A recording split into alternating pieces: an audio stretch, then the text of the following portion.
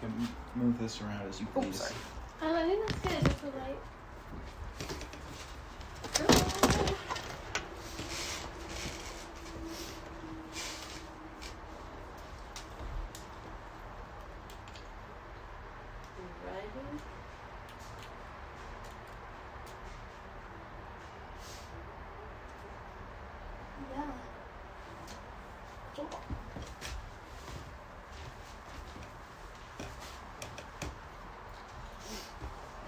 Are you ready? Yeah. I had my fucking half-eaten sandwich on the desk. Are we rolling? Yeah. Okay, sweet.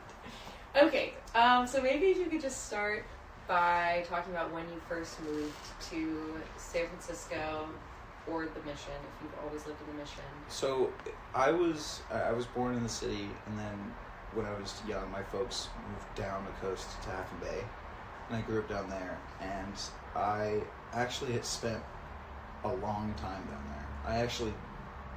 I've been working and habitating the city for 10 plus years now, but I've actually just started living in the city like 9 months ago.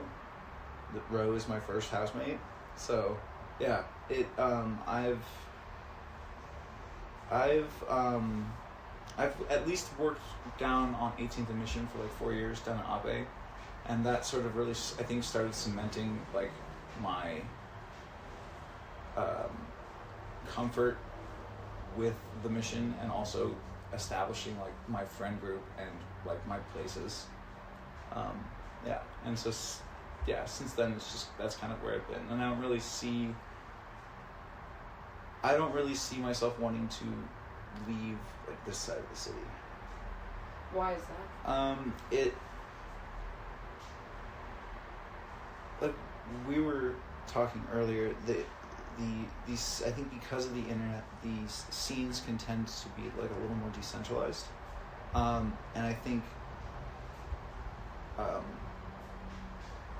I still feel a little bit of that like hubness in the Mission. I still kind of feel that like I can walk around and run into other creatives that live in the neighborhood, both within this like 9-block radius right here, and then all the way up into the Mission as well, where I don't really have that experience in other parts of the city, where I could be walking around in the hate, and I'm not gonna like, I don't expect myself to run into somebody who I'm gonna probably later see at a show or something like that. Whereas in the Mission, it's almost a given that it's gonna happen if I'm walking around for long enough. So do you feel like there's like a more prominent like art-based sort of community you're seeing here? Yeah, and I think it's a big part of the prominence that the Mission kind of has as like a place for art scenes. I've had conversations with one of my professors at SF State, Kevin Chen, and he was here back in the like 90s and aughts, and he was he would talk to me a lot about how there is a little bit of our generation sort of trying to chase the experiences that happened before and trying to recreate them in that spaces that happened or what's left of those spaces. And so I feel like that's kind of what you see in the Mission, is you see people wanting to, I don't know if proliferate's the correct word right now, but like keep that thing moving, both for like a sentimental reason and possibly other reasons as well. Yeah, I don't know. Yeah, I feel that for sure. It feels like we're always kind of like comparing ourselves to like what happened before a little bit or something. Yeah, and I think I don't think I 100% always agree. So I tend to find that when you have conversations with older folks, they have a little bit of a like, oh, I feel bad for you guys because like you're missing out on what it was, and I kind of am of the mind of like, I think we all know what it was and we all understand what we're missing out, and we're trying to all make that happen for us in the best of our abilities. What do you think are like some of the big differences between how it was back then versus now? Money, how much it is, and the access to spaces, and the fact that like there's all these artist spaces in the past that are just gone now, or like startups now, or fucking they've been torn down, or just lots. And so like real estate for like studios and galleries becomes more like hard to come by. Yeah, I don't know. I think it is one of the most cliche things you could say in the Bay Area, but it's like it's to do with like the tech boom and everything, of it just limiting access and making it impossible for these spaces to continue. And then when you do find those spaces, they're like so coveted and like kind of insular because no one wants to lose it at that point. Yeah. Yeah, it's like things become very precious. Yeah. Because they're rare. Yeah. Yeah. Do you feel like that's the biggest struggle with being an artist in San Francisco and the Mission, or do you feel like there are other ways that struggle? Or? Yeah, I mean, I think it is. I think I am also speaking from somebody who is very new on this path of trying to establish and sustain myself through like creative processes and creative outlets.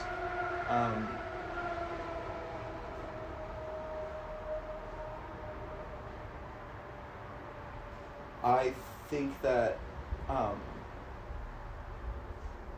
yeah, like it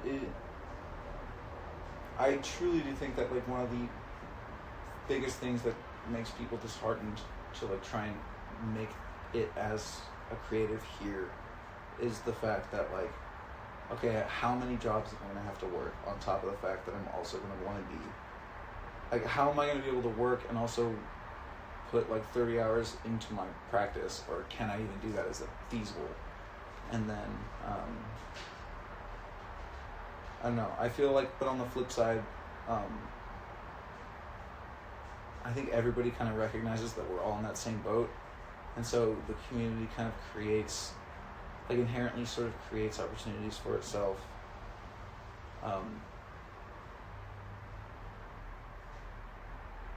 To sort of,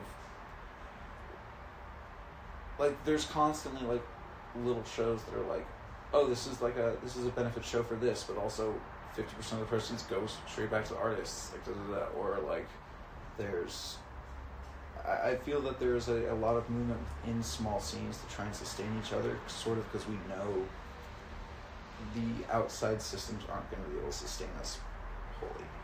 Like, that's also why that's like going to art fairs and seeing like, oh, the way that my peers make money is by me and my other peers coming and buying their work. And the way that I'm going to make money is by having, like, it's this, I don't know.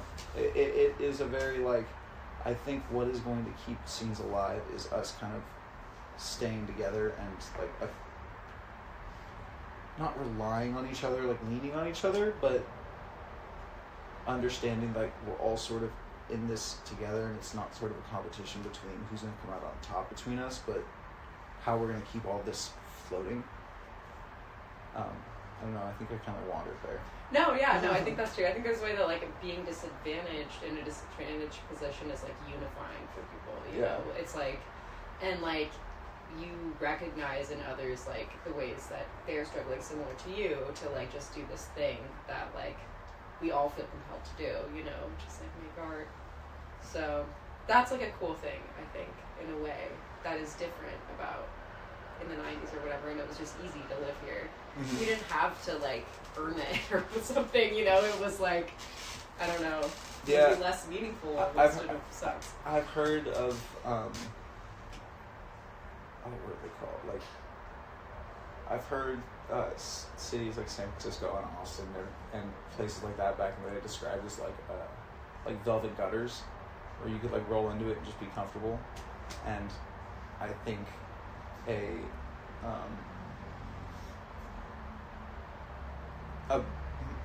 like there's an interesting way of like people trying to hold on to that kind of like it goes back to what I was just talking about, but like wanting to be able to it's the kind of thing of like, I'm experiencing this thing, I want this other person who's in my same beliefs to be able to experience this thing. I don't know. Yeah. Do you feel like it's been pretty easy to like tap into a scene since you've been here? Yeah, I mean, I feel tapping into, I mean, maybe not all the way across the board, because it also does come down to like access to it. But like, if you're in a place like this, if you're able to connect with others and like make friends, those scenes will present themselves to you.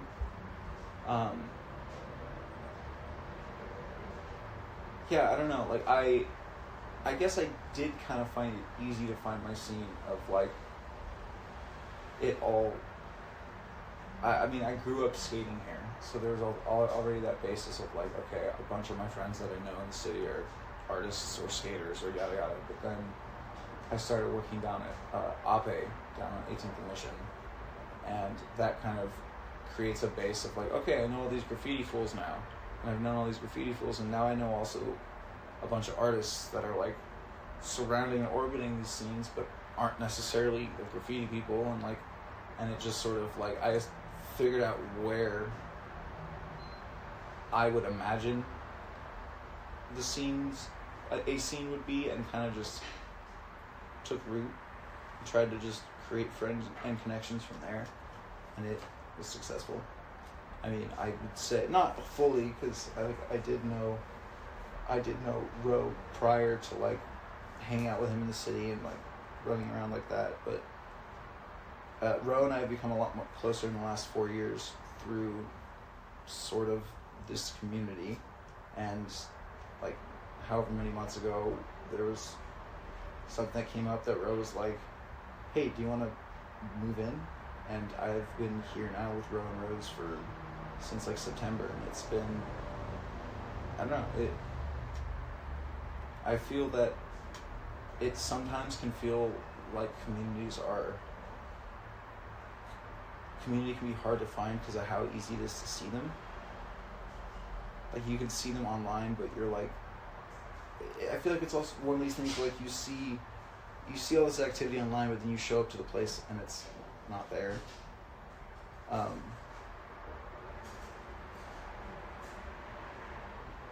Sorry, I just kind of lost my train. No, you're good. Yeah, I agree. Like, the internet presents a different, like a skewed version a lot of times. Yeah. Like, it's not reality. Yeah. You know? So, yeah, that can be hard. I feel like it's like, especially with something as ethereal as like an art scene or a music scene that's like constantly changing, it's very like alive.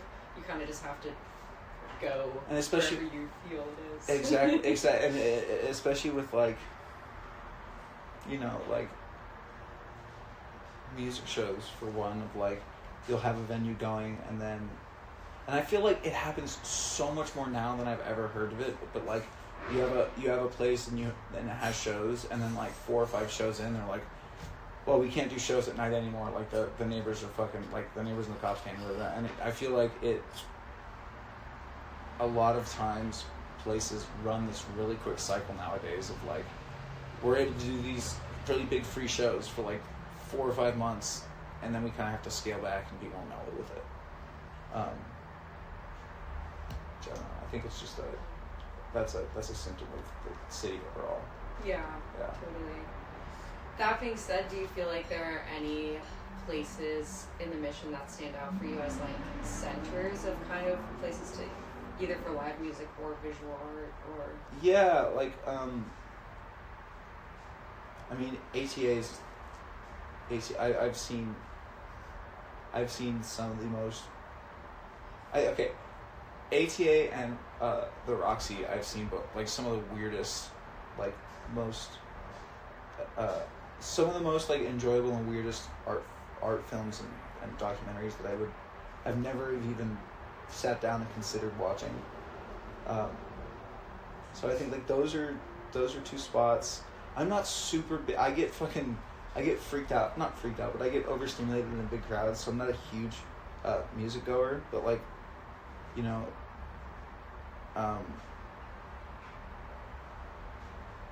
Adobe is kind of also one of those spots of like, yeah, there will be like great art shows, but you can also go to like some fantastic poetry readings, and then you walk by and it's like, oh, there's a hardcore show in there, what the fuck? Or you walk by and it's like, is that just a noise band? That's just a, okay, cool, I'm gonna stop here for a little bit.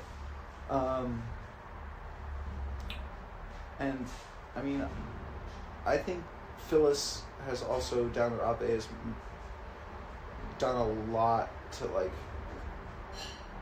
create, like I would say Ape, but I would also kind of say like 18th in between Cap and Mission is kind of like a little bit of a hub. Like she's kind of transformed that block a little bit.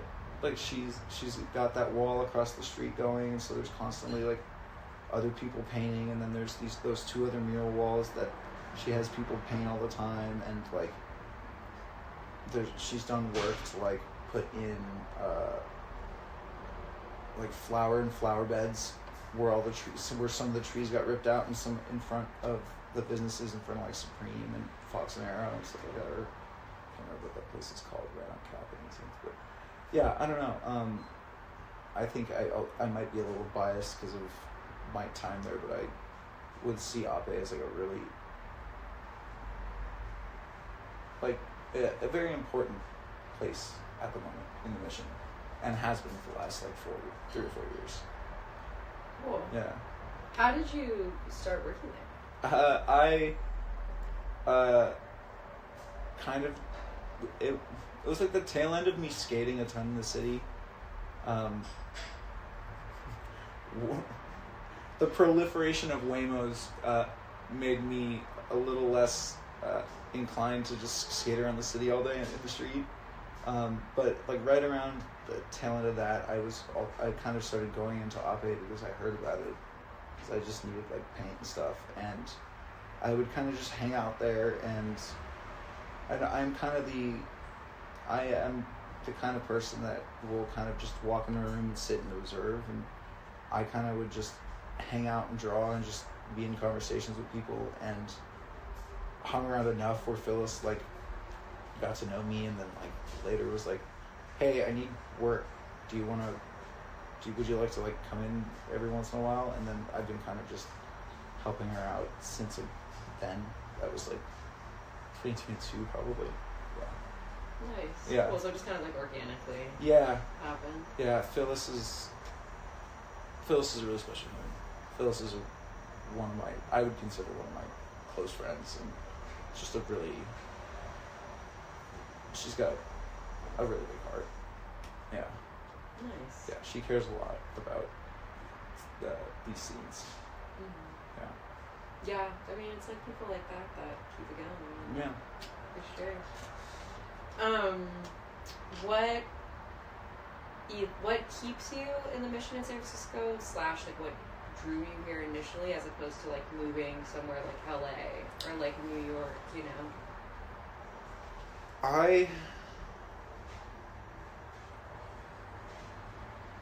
My parents and my aunts lived here for like, honestly, since my mom grew up in LA, and then once she grew up they moved to Half Moon Bay, and then once she was like 19, she was pretty much living in the city, and she was living in the city until she had me when she was 27. So I've always kind of grown, even though I grew up outside, I've always kind of grown up around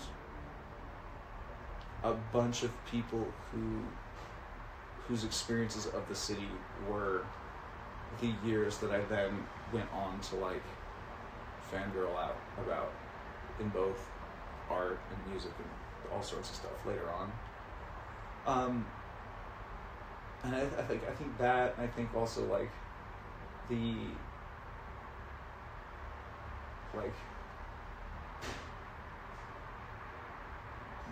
communities that are here were something that I severely lacked where I was growing up. There was no queer scene in Half Moon Bay. Unless you like shitty white guy reggae, like there's not really a music scene. Like there's not really an art scene unless you like plein air. Like so coming here, there was a lot of self-realization that happened, and I think it was also one of those things where I've had a conversation with myself, like, yeah, there's a lot of self-realization that's happened here in the city, but there's a lot more self-realization that I think I have to do, and this is where I've been comfortably having that self-realization, and this is where I would like to continue realizing myself. And I don't know, I'm very attached to these 49 square miles of land. So, I don't know.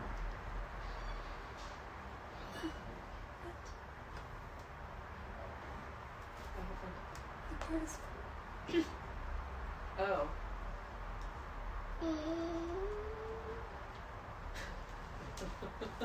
Let me check on her. Oh, I think I missed it before. Looks good. You're doing great. Good answers. Yeah. Well spoken.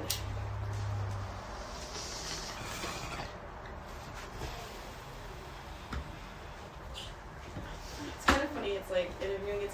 It's just having a conversation. For some reason, it's like once you're recording it, it feels so much more like, you know what I mean? It's funny. So different. This is like I think besides like doing interviews for like classmates and stuff. Yeah.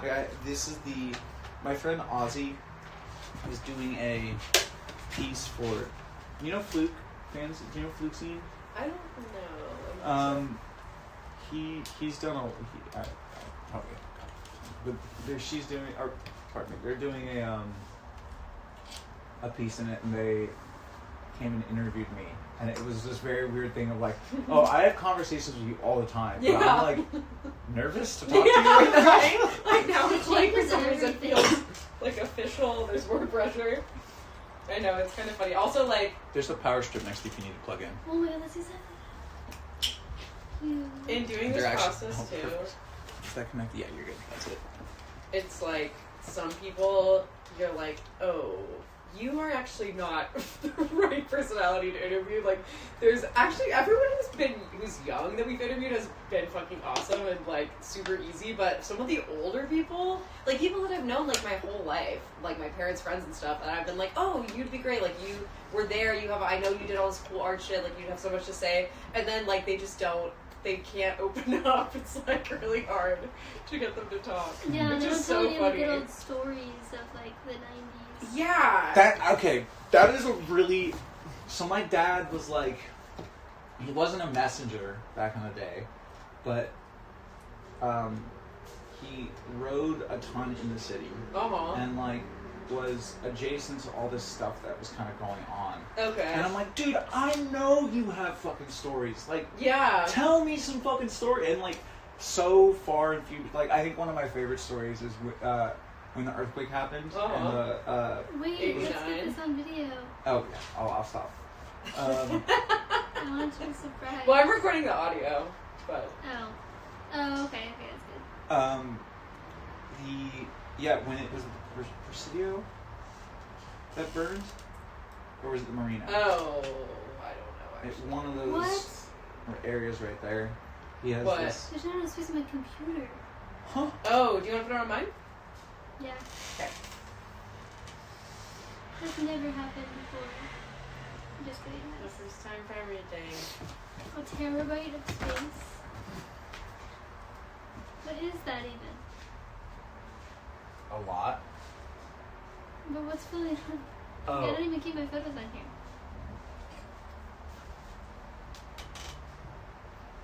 Watch it be some dumb shit like that. My iPad does that to me sometimes. Where I'm like, why do I have no storage? And I go and look. I'm like, oh, it's been downloading podcasts for like the last like fucking 3 months, and I just have all these dumbass fucking podcasts on here I don't listen to. Like, 90% of it's just gray. Okay, I can empty the trash.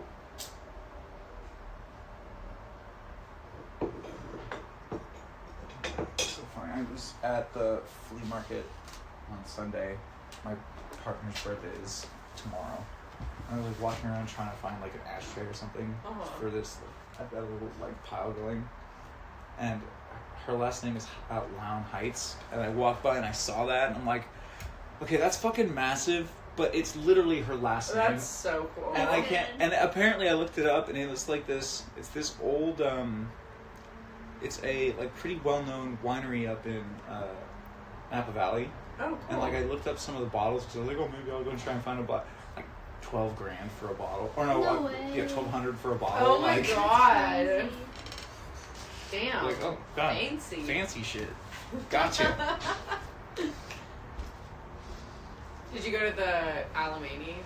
Yeah. Yeah, dude. That was so that? good. I I am fucking love that such a place. glutton for bags, and So easy to buy. I have bought so many Timbuktus from there. Nice.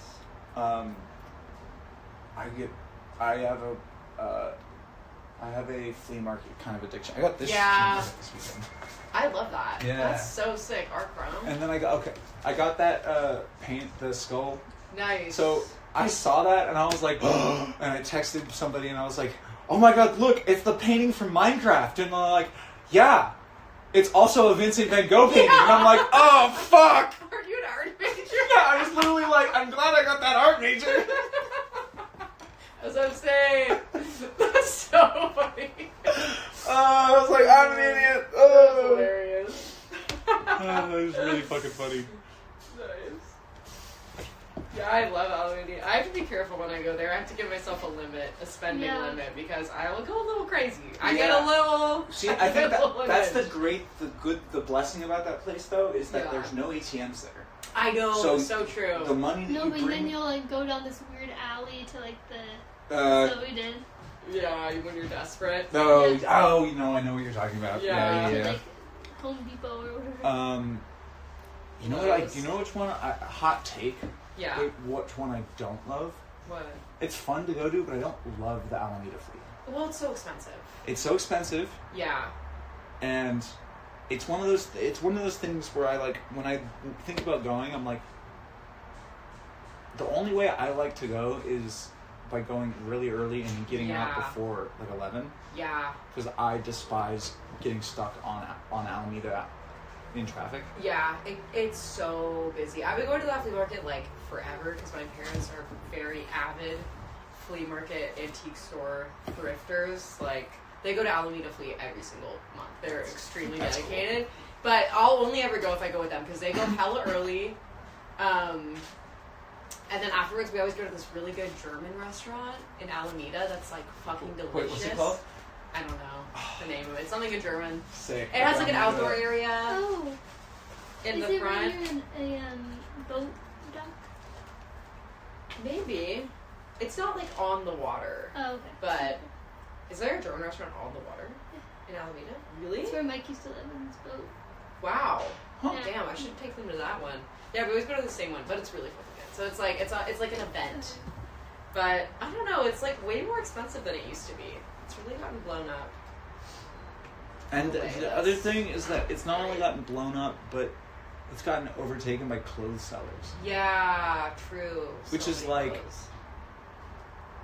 It's kind of what that's for, but it's Yeah. not really what that's for. Yeah, we also need like furniture and like Furniture and like trinkets. like magazines. Where's the like, trinket? Yeah, Like, where are I'm my a- trinkets? Show me the trinket. I'm- Tchotchkes. yeah, like one of my other big obsessions is I fucking love like miniatures. Oh, This nice. is one of my favorite ones. It's a miniature Picard. Oh my god, nice. Are you a big Star Trek fan? I'm just a nerd in general. Nice. It's a good weight. Yeah. Right? Yeah, It's a it's good a very weight. nice object. And so like that, and then like looking for like little mini magazines from like the 80s and stuff. Oh, cool. Like, and like this type of shit. Oh, nice. and you never find any of it ever. Like, I was going there for a while and finding this stuff, Yeah. and then now it's just kind of not that anymore. Yeah. But I know. it's okay. Yeah, if you go all the way to the back sometimes, there's some really cool people. Yeah. Who, like, And- really dedicated. And especially if you go, my friend Ozzy, when we go, they like to be there like, while people are setting up. Oh, yeah. Like 4 a.m. Yeah, and like, Yeah. I'm like, that's fun, but like, I think it's better to wait until at least like 6:30. Yeah. Then people have their shit set up and Totally. You can It's go to the the sun bathroom. is up and yeah. And the sun's Yeah. up and you can get. I was there one time and this like really sleazy dude, like it was like first person to talk to me. He was like talking to me and he's like, "You want to buy a used flashlight?" I'm like, "Bro, it's too early in the morning for you to say that to me. I'm moving on. I'm like, goodbye." It's like, oh, you're on Sunrose. Yeah, for real. Like literally, it hadn't even come over the mountains yet. Yeah, Alameda is crazy. It's a crazy place.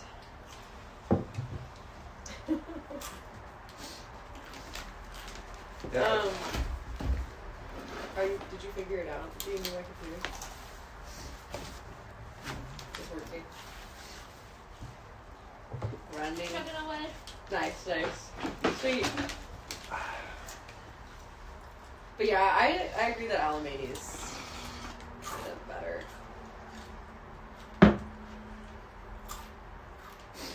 More low key. It also feels like more of like a neighborhood thing. Like it feels like everybody who's selling there is like not like traveling in from like wherever.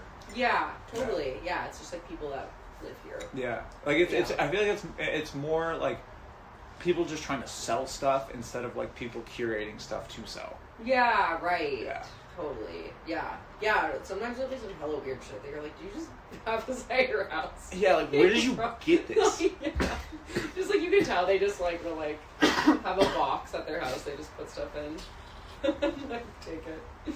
I love it though. I love the people that have the giant piles and everything's $1. Yeah, at the They're alley. so good. Yeah. I Near the end. can't remember her name. I always just call her Auntie. It's this woman. She sits like on the left side, like the far left side by the freeway, kind of. Uh-huh. And she's got like 5 or 6 tables always out, and it's just a bunch of random shit on it. And Nice. everything's like nothing's more than like $15. Yeah. And you just go up and she's just like, "Give me whatever," and I'm like, "Okay, cool." Yeah. Takes it. Yeah, that's how it should be, you know? That's how it was. Yeah. Until it got like Now it's such a thing. exacerbated by money. Yeah. I know, now, like, Alameda Flea, it's like, they have t-shirts that are like $75. That's It's the thing. insane. Like all the stores. Like all the vintage stores. Yeah, it's like somehow Like if it's in a $59.99. store, I'm more willing to accept it. Like, I won't pay it, but I'm like, well, whatever, this is an expensive store. But at a flea market, Yeah. I'm like, literally, Yeah, like $75? and well, and you know, I've actually had a really I can't remember who it was with, but In his I was about to say it's weird, but you've been here before. You've seen how weird it is. There's this really interesting. I can't remember who I had this conversation with, but people who sell vintage, period, clothes or whatever, if they're our age, they put more worth into nostalgia and they'll price things higher Interesting. than someone who's older who's selling vintage stuff. Not I all guess- the time.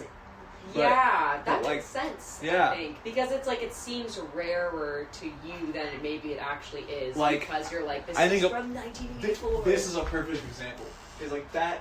This is from 2000 whatever. and Yeah. I like covet it, Yeah. but it's like a piece of like like it, probably Yeah. someone from then would have sold it to me for like $5 probably. $14.99. Yeah. It says on the box. Yeah, I mean, they would probably pull some shit like that. Like, Yeah. it says $14.99 on the box. I'm like, oh fuck, you're right. Okay.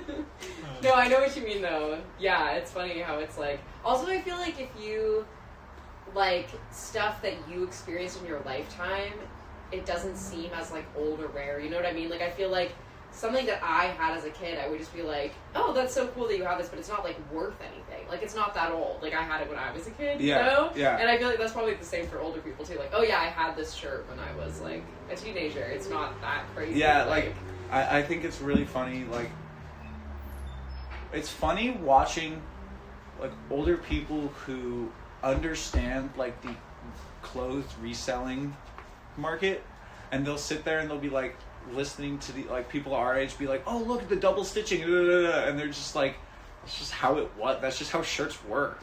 Like they stopped doing that because of cost cutting reasons. Like it's not that cool. Yeah, it's true. We are all kind of obsessed with nostalgia, I think. Yeah. Our generation and younger, Gen Z. It's like such a thing.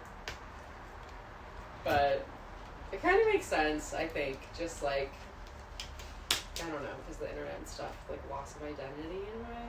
Like less like grounded and something unanimous, where it feels like previous generations. But also that's like looking through rose-colored lenses, but it feels like older generations had more of like a solid ground to all be a part of, whereas I feel like we feel more like isolated or something.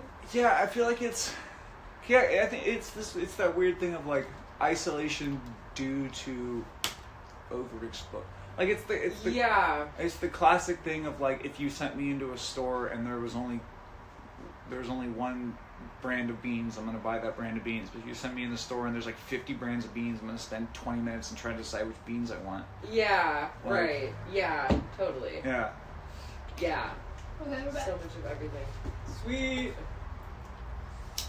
Oh, also, before I forget, could you send me the audio files that we have uploaded? Mhm. You can just like put them in a Dropbox or whatever's easiest for you. Just because I'm gonna need to start transcribing everything. Okay.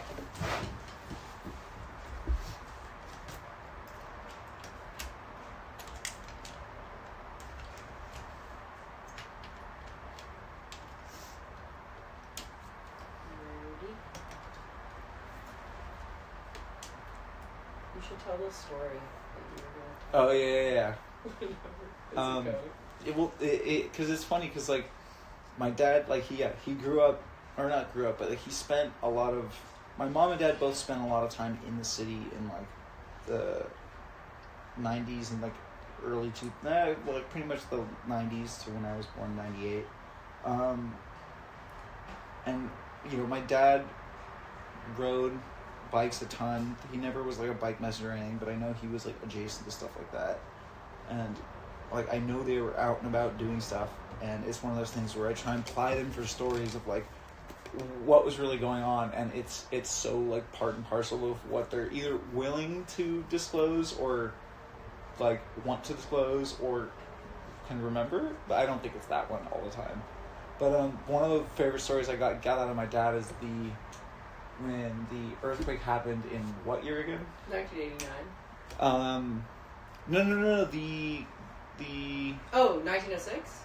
No, I guess it was. Yeah, I guess it was The big one, Loma Prieta. Yeah. My dad told me a story of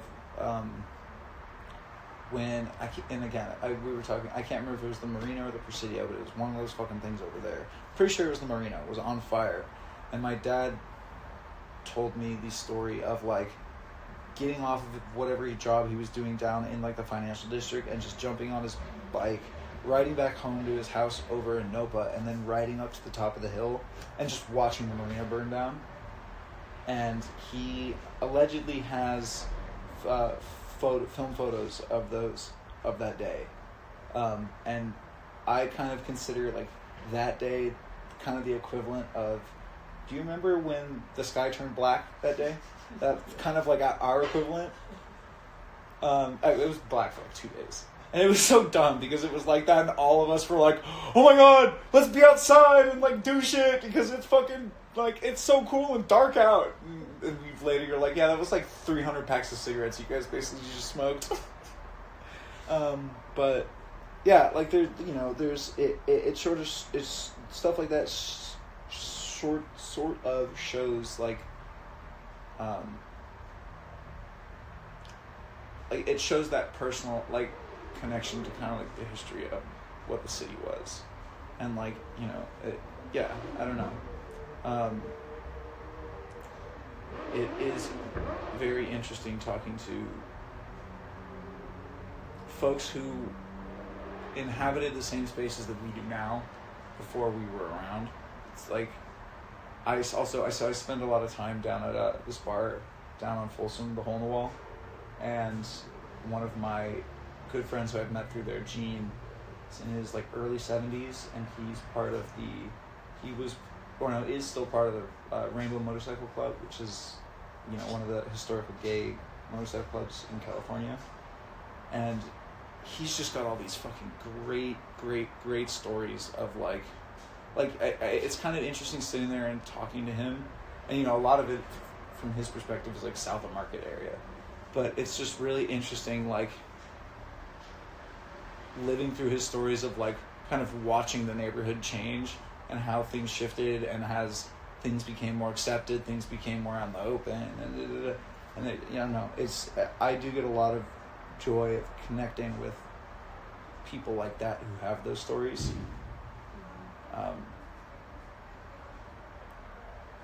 Because yeah, I don't know, and then it kind of goes back to like we are sort of a generation of nostalgia junkies, and I think that like for better or for worse, I think personally I get a lot of inspiration from nostalgia.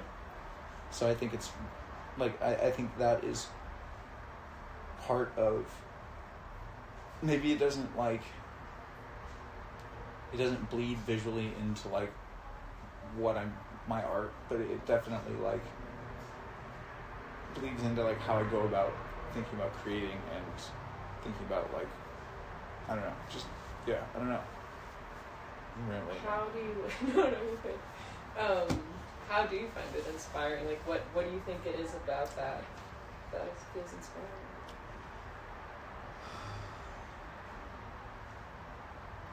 That's kind of a hard question. Yeah, no, I mean, it's...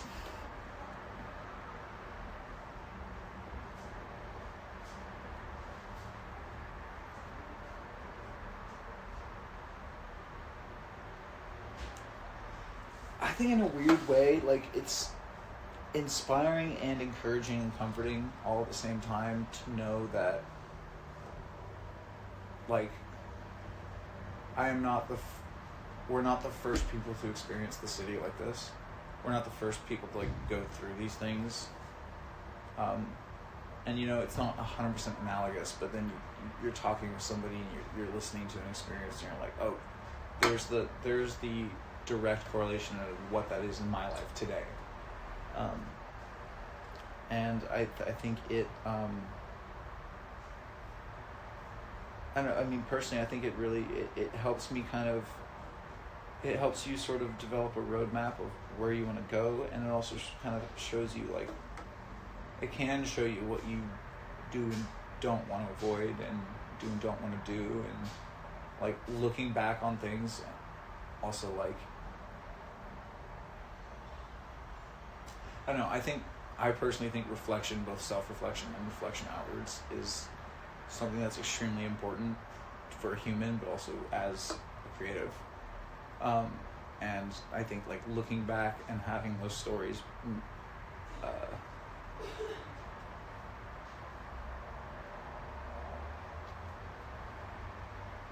fucking completely forgot where I was going.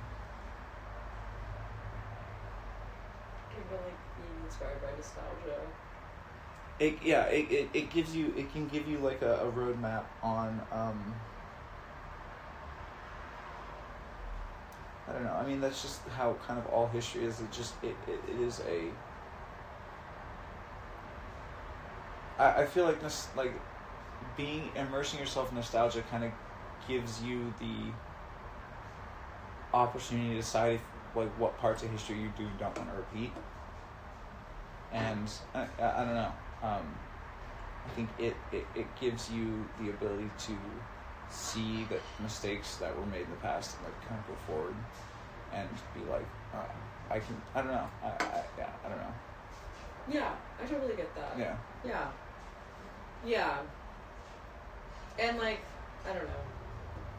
I feel like with art, it's so much of like absorbing stuff and then creating it your own way. You know, that's like the whole thing. That's it's that corny ass quote of like, good artists borrow, great artists steal, or whatever. Right. Yeah. But like, it's kind of true of like the only way that I'm sure it is possible to make art in a bubble. There's been artists throughout time that have made art in their bubble, and maybe not had a community that they've been able to reach out to. But having that community around you and having both the history of what people did and then also being in the moment and watching what people are doing now really not only motivates you to do things, but also kind of pushes you in the directions of where you want to be going. Like, it kind of helps you discern which direction you want to be going and which directions you don't want to be going. And, you know, we could all do with comparing ourselves a little less, but sometimes comparison is helpful as well. Yeah. Do you feel, is there anything about, like, the current art scene or community that you're in that inspires you or influences you? I'm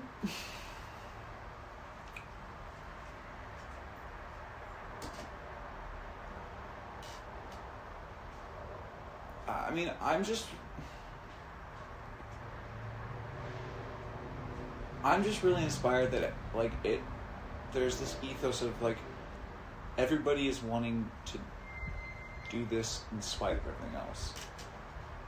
And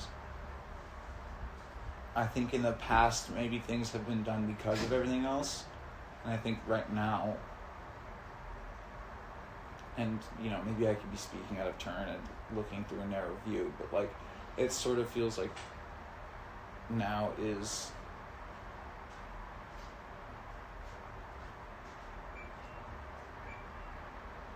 what did I just say? Like, now it's in spite of. Yeah, thank you. Sorry, that was No, the no, phrase I you're was good. looking for. Yeah, like it feels like things are like, in spite of what is going on in the world, and in spite all of the like shit that is getting delivered at everyone's feet daily, these communities persist, and almost as like a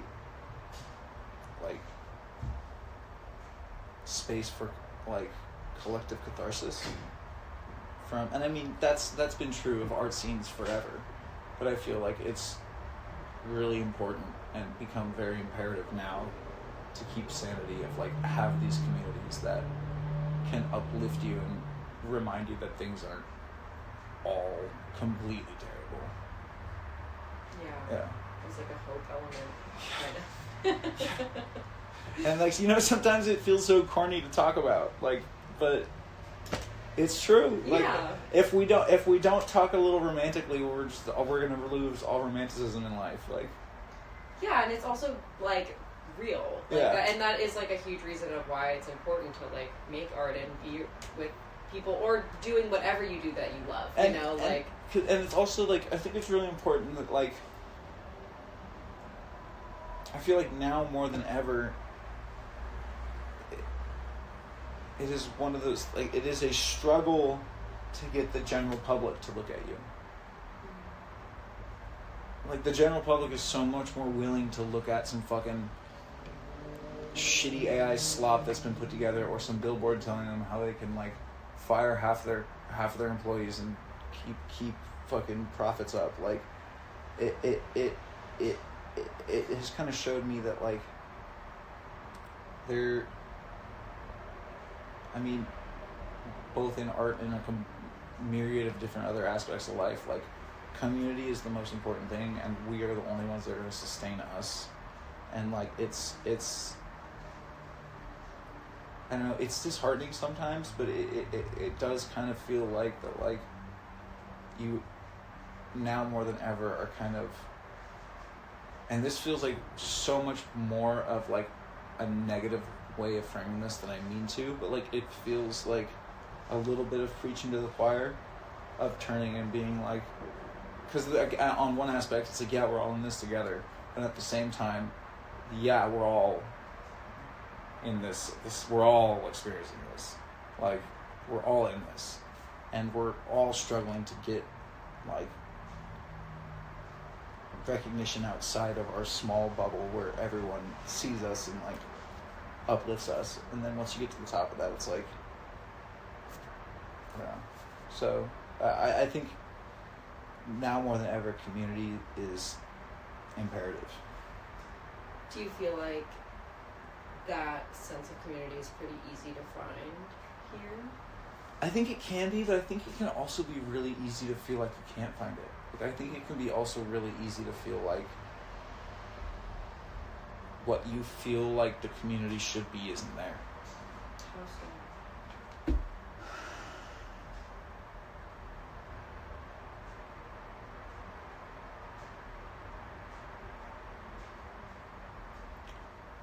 I think it goes back to expectations and the expectations that are maybe set on certain things through what we've seen, like on social media or on the internet, about certain things. And like I think I said something similar earlier of like, you hear about all this stuff going on, and you're seeing it all the time on Instagram, but then when you get to that place, you don't realize that, oh, all that shit's actually been aggregated and has been shown to me all at once, but it doesn't happen all at once. Like, and I feel like sometimes there's a little bit of like, oh, there's not as much going on as I thought, and now I'm kind of disheartened and I don't know where to look. And I do think that it is one of those things of like, and I don't really have experience outside of San Francisco, but like, it feels like one of those things where you kind of have to like, it's easy to find, but you also do need to kind of dig for it. Like, I think it's easy to find in the way of like, ATA is easy to figure out to where to go to, or Adobe, like, you can go into Adobe and you can figure out like, okay, this is a space that I like. But like, to then connect that into creating community, you have to like dig a little deeper. And I think sometimes people are disheartened by that, having to dig a little deeper to get to that community. Because I think, like, yeah, on the internet, it's all surface level. And it's so easy to interact with those spaces because it's all in one place.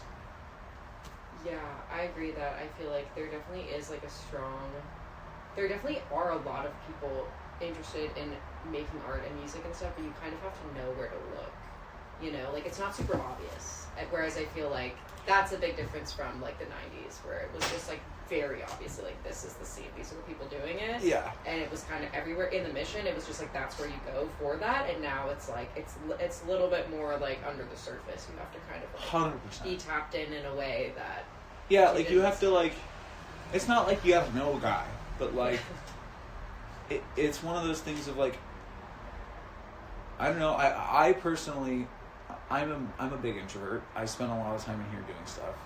I find myself missing stuff just because I don't look up sometimes. And that's kind of what it takes, like looking up and paying attention and being like, oh, this is where things are happening, or like, I don't remember what that space is called, but there's that artist space over in the Dogpatch literally like 2 minutes from here, and it's I want to say it's like off Cortland or something like that, and it's like an old warehouse row that's kind of just, I think, pretty much inhabited with like artist spaces and stuff like that. And one of the last ones they were having on, was it New Year's or was it soon after New Year's? They were having a music show there, and it was one of those things of like, oh, this is the kind of show that you only end up at if you're at another show at like a bar, and you hear about it, or you know someone who lives here, or you know someone in a band, or you're tapped into the scene in a way that you just know that's where shows are. Like, kind of like I was there and I was like, oh, if I had not had my housemate be like, hey, I'm going to be here and you should really come up and pull on with me, I would probably not know that this space exists. And I've driven past it 1,000 times and not known that's what it is. Like, you know, and that's kind of how it is now, where I think like, because I think like we were talking about, things are a little more like precious. that like, yeah, you do have to kind of like dig a little more. It's not just like that. They're over there. That's what they're doing, and that's like you know. Yeah. No. Yeah. Is that on Bayshore? Is that actually about that warehouse? Or, Uh, like, it's called the warehouse and they have shows? Yeah, I think so. Okay, It's yeah. like Bayshore. I think I was probably at. Was it like a It's like a cover? big shingle building with like. Yeah. I don't remember. Was the show that you saw, was it like all covers? Like cover bands? Maybe. Like bands that are like actual bands but they were doing covers? Yeah, I think. One of Rose's friends performed there. Okay. I'm trying to. I wonder if we're at the same one. Is We that, probably you were. were with me. Oh, Was that New Year's or what the? Or Well, was it there was a Halloween? New Year's party there. I was went at to that. Do you know this Nico? show- Nico Pena? No, Nico Heights. No. Yeah, I okay. don't think so. I only know one Nico. I believe. I went to this show. I feel like maybe it was Halloween. I dressed up as a cowgirl. Yeah, there was a group of us. Yeah. It was fun. What was it called? I'm trying I to think that place is just called the Warehouse. And that is the only time I've been there. And it was fucking packed. And I Yeah. had these giant angel wings on, and I was like, this is the wrong day to be wearing these. It was It's such like a right. nuisance. It's like right here, right? Oh, Was it off Right 22nd? there. Yeah. Uh huh. yeah, yeah. Yeah. Because Yeah, there's it's like. near my studio. Oh, okay. Yeah. Yeah. It's like. It's right. There we go. Yeah. Oh, I wonder if we're at the same show. Right there. But yeah, that's totally one of those places. Like, there's never like a flyer or even really good stuff. It's like word of mouth. Yeah, and it was like, it was also one of those spaces where I was inside it, and I'm like, oh, this is the kind of space that my professors and my parents and all the motherfuckers and all the documentaries that I grew up watching are talking about, of like these like built together warehouse spaces that just keep going, and like, okay, cool, like what the fuck? There's like a walkway. There's like a bridge walkway up top, right? Yeah. And there's like yeah. a random like sitting area with like a brick fireplace, and like it's just Yeah. it's one of those things where you're like, I would never expect this to. I would expect this to be like an accounting office or something from what the building looks like. And you step inside and it's this like punk grotto. Yeah, it's a cool spot. Yeah. There's still cool shit like that. But it's true, you do have to know where to look. It's not like, yeah, you can't just kind of like live here and know about it necessarily. I mean, you can eventually, but you know what I mean? It's kind of like... there is like a large subset of this, like, again, going down to like the hole in the wall, and it's a really interesting mixture of people, because it's this like leather bar down on Folsom, and so it's like a gay bar, but not the gay bar in the kind of way where there's like rainbows everywhere, and so you get like a really weird mix of people, and so like there's a handful of people who are like my age who run in the same scene, like artist scenes, but then also I'm talking to like this random tech guy who I'm like talking about. I say something, they're like, wait, what is that? And I'm like, you said you live like right around the corner from this. Like, how do you not know that's there? Like, it's I don't know. It's really funny. Like, there's a whole subset of people that engage with San Francisco on such a different level, and maybe surface level, or maybe not. No, you're fine. Yeah, yeah. Could you like hold my screen up a little bit? Oh, so I yeah. can move my butt first? Pause. We're gonna cat rank real quick. Oh, nice. I'm not doing anything. Oh. He has to go in the grate.